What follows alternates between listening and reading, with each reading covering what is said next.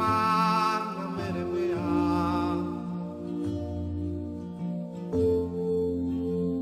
E te não vas a gostar